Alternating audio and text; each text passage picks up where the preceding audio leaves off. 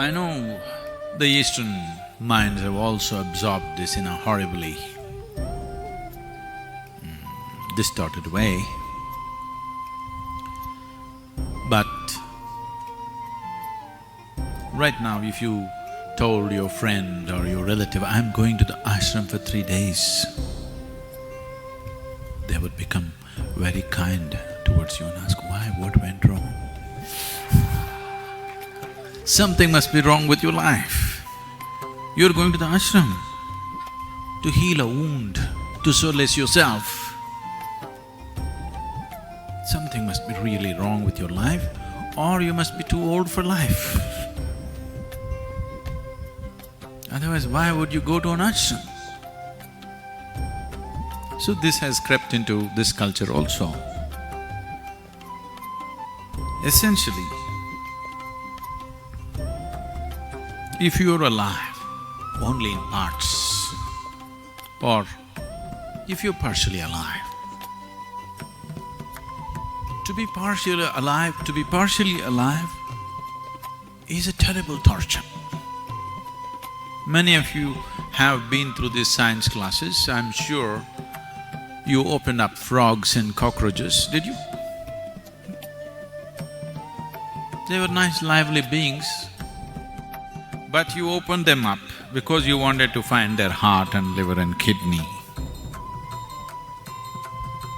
Half alive, being half alive is torture. Have you seen this? Always being half alive is torture. This is the torture that a large segment of humanity is going through right now because they're half alive. Only one part of them has become alive.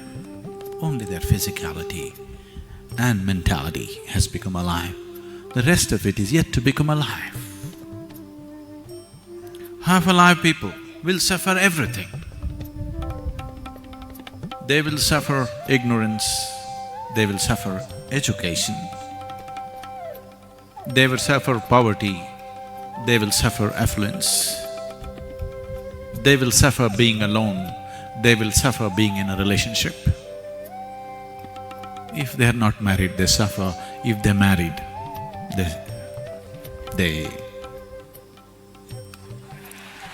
if they don't have children, they suffer that. As if children, if they are there, they can come and bite you. They do. No children, what are you suffering? But that also they suffer. Just show me one thing that human beings are not suffering right now. Just show me one aspect of life that human beings are not suffering right now. They're suffering just about anything, not just life. They're even suffering death before it happens. He's thinking of building a pyramid for himself.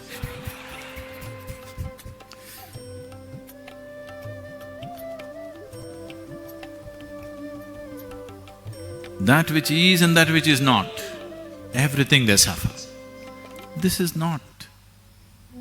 You are not suffering loneliness, you are not suffering company, you are not suffering money, you are not suffering poverty. What you're suffering is, you're half alive.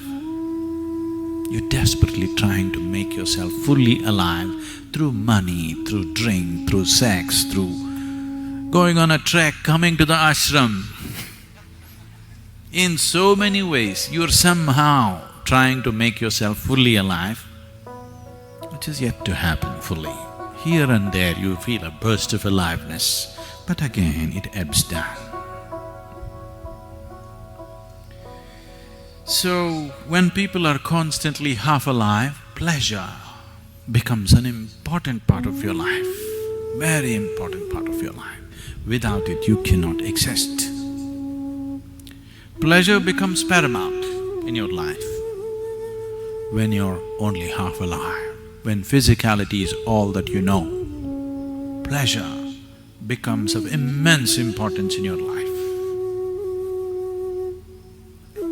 If you become fully alive, you will become so blissful, joyful, ecstatic without reason. Bursts of ecstasy within you without any reason. It's almost embarrassing. Now, the thought of pleasure just evaporates. Looking for a drink, looking for some kind of pleasurable thing just evaporates out of your mind because you're fully alive. When you're fully alive, pleasure disappears. When you're half dead, pleasure is an important thing.